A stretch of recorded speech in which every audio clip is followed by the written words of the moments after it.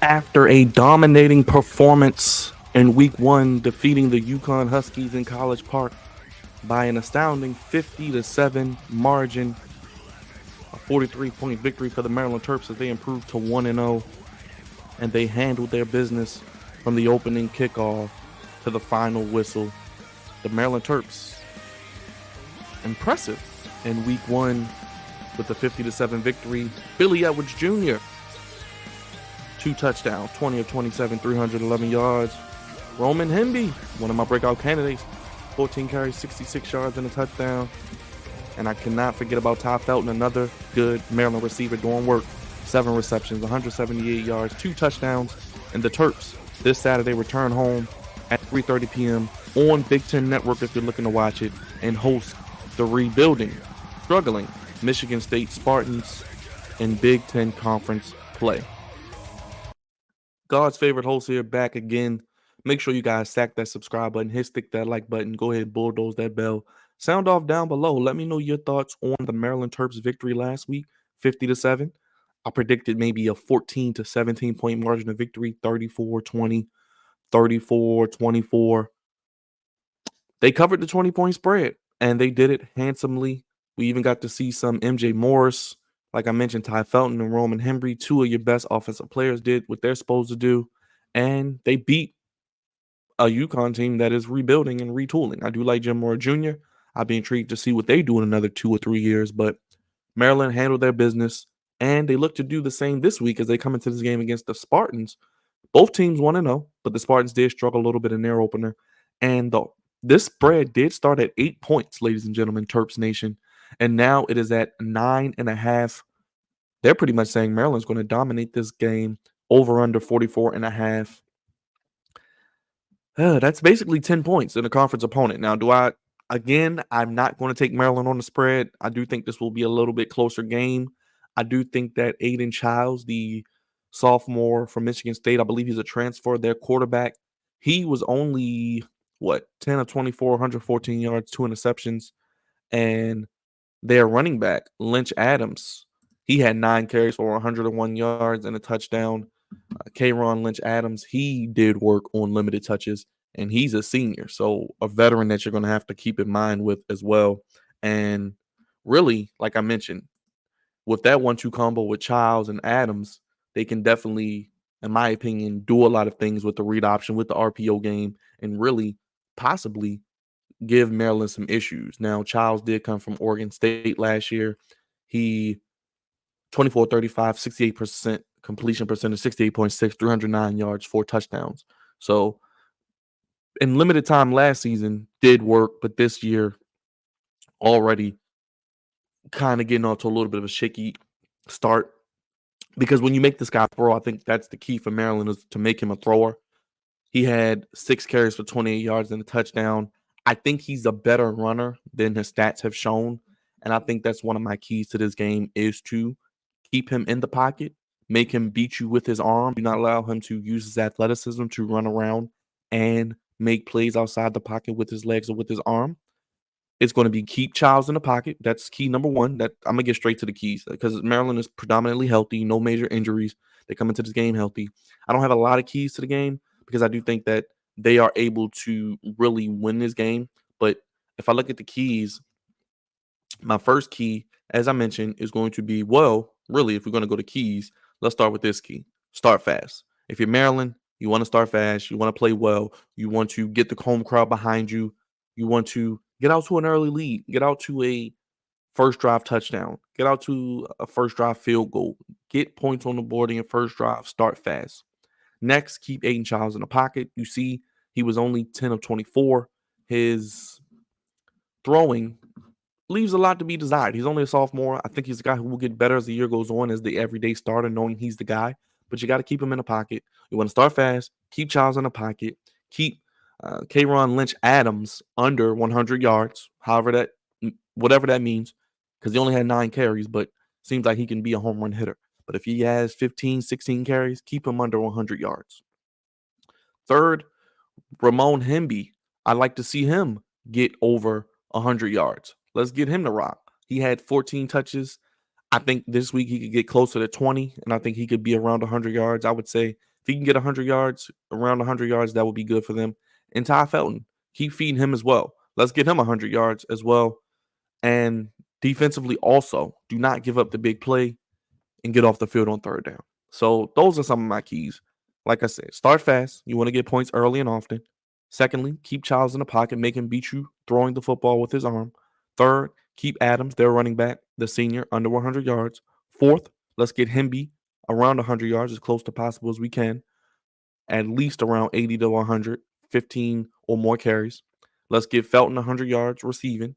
No turnovers. No turnovers from Billy Edwards. I like what he did. I think he can do things, especially as a runner, to keep defenses honest. And defensively, no big plays over 30 yards and get off the field on third down. I think that's very, very fair. I think the Terps did what they were supposed to do last game. The Terps really, really imposed their will. Like I said, with Edwards back there, you know he can run the ball. You know, with Hemby back there, they can run the rock.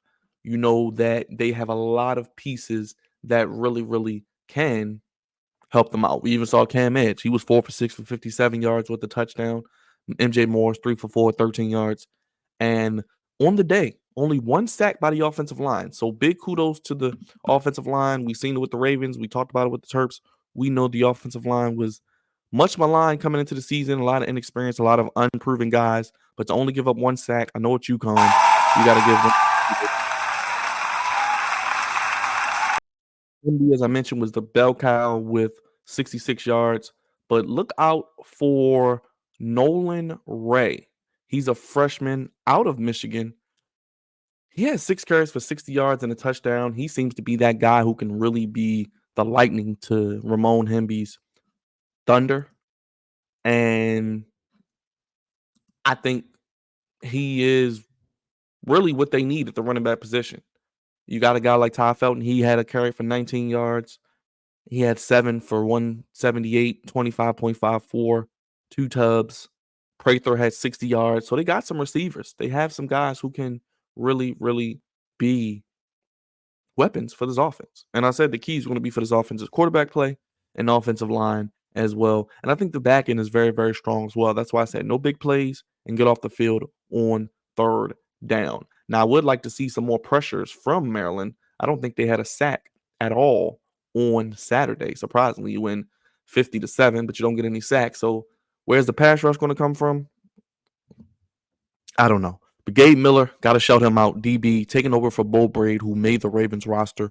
He looks to be another Terp defensive back that could potentially play on Sundays.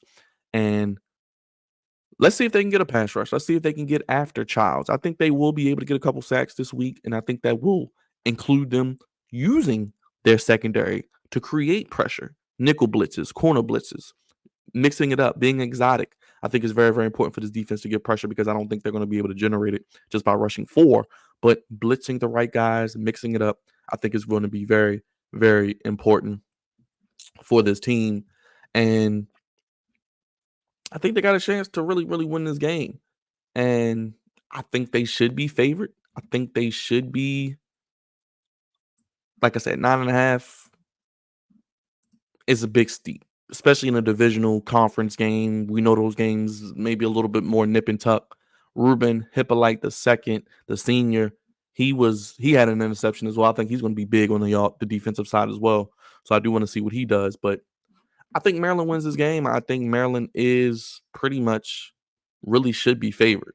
As I mentioned, let's go back over the keys. As you can see here, I'll bring up some of the stats for you. But start fast. No turnovers.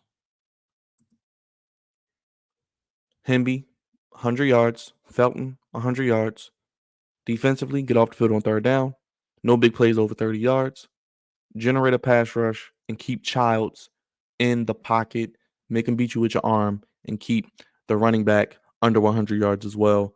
As you can see, Billy Edwards did his thing. Hemby did his thing. Felton did his thing as well. So we can see what they're basically capable of as a roster. But I think they win this game. I think it's a little more low scoring. Obviously, I don't think they score 50 points this week. I think it's more of a 24-17, 27-20 maybe victory for the Terrapins. They're 9.5-point favorites. I don't think they cover that. They could very well. I would love to see them cover it again because we know they have a road game in Virginia next week. I believe that's going to be a Saturday night primetime affair on ACC Network. This game, as I mentioned, is on Big Ten Network, 3:30. I'm going to go. Last week I had the Terps 34-20. I was off, but they did win. I'm going to go Terps 24, Spartans 17. I think they win by 7, a touchdown. They get the victory 24-17. I think it will be a little bit closer than people think. I think Childs will make some plays, but I think the defense of the Terps can force a turnover, get after him a little bit, and they can run the football and use the opportunity for play action to get the guys like Felton and others the ball as well. But what say you, Terp Nation? What say you, Terps fans? What do you think about the first game, 50-7, a dominating, imposing their will type of win? What do you see in the rest of the season? What is the ceiling for this team? What do you thought? What do you think the game against Michigan State? What are you seeing from them? Do you think Billy Edwards is the guy? He will be the guy at least the next couple of weeks, in my opinion. And he seems to have command of this offense. Give credit once again to Mike Locksley. I've been a little hard on him, but I am a Locks guy. I think he is the guy for the job. They got to win this game. This is a game you're supposed to win. Your favorite. You're at home. We're going to get into the meat and potatoes of the schedule as we break down the teams and players and coaches they have to go against. But handle your business. I think Locks now has a career 30-33 record. So let's see if he can get upward to 500 for his coaching career as well. But make sure you stack that subscribe button, stick that like button, go ahead and bulldoze that bell. Sign off in the comment section. Check out all the content on the channel.